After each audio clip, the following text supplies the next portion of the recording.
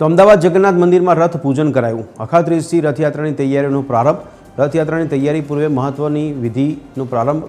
રથ પૂજન બાદ ચંદન યાત્રાનું આયોજન કરાયું। ભગવાનના ત્રણેય રથોનું મંત્રોચ્ચાર સાથે પૂજન।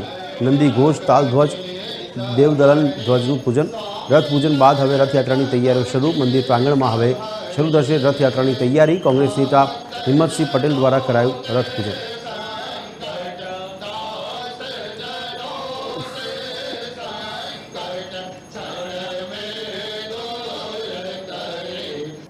ભગવાન જગન્નાથજીની 149મી રથયાત્રા 16મી જુલાઈએ નીકળવાની છે।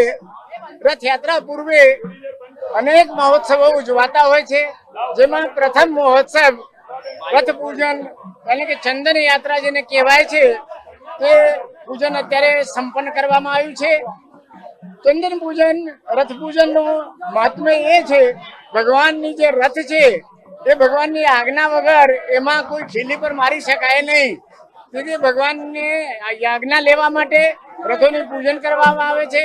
તમામ ભગવાન સાથે જે જગન્નાથ સાથે જે દેવતાઓ રથો પર વિરાજમાન થઈને જાય છે તેમનું પૂજન કરવામાં આવે છે, આરાધના કરવામાં આવે છે અને ભગવાનની આજ્ઞા માંગવામાં આવે છે કે રથમાં જે કંઈ સમારકામ હોય તે અમને કરવાની પરવાનગી આપો। જેવી રીતે કે આજના અક્ષય તૃતીયા સૂર્યોદયના ઉદયના થી જે માનતા લોકો આજ અક્ષય તૃતીયા મનાવવામાં આવે છે। આજના દિવસે પ્રતિવર્ષ ભગવાન જગન્નાથજીના રથોનું વિશિષ્ટ પૂજન થતું હોય છે અને રથયાત્રાના કાર્યનો પ્રારંભ થતો હોય છે। પુરીમાં પણ ભગવાન જગન્નાથજીને આજના દિવસે આ રથોનું પૂજન થતું હોય છે।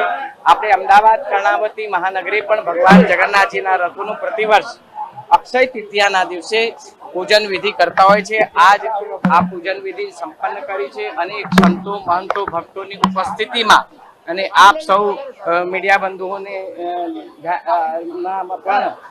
ઉપસ્થિતિમાં આજ ભગવાન જગન્નાથજીના ત્રણેય રથોનું પૂજન વિધિ કરવામાં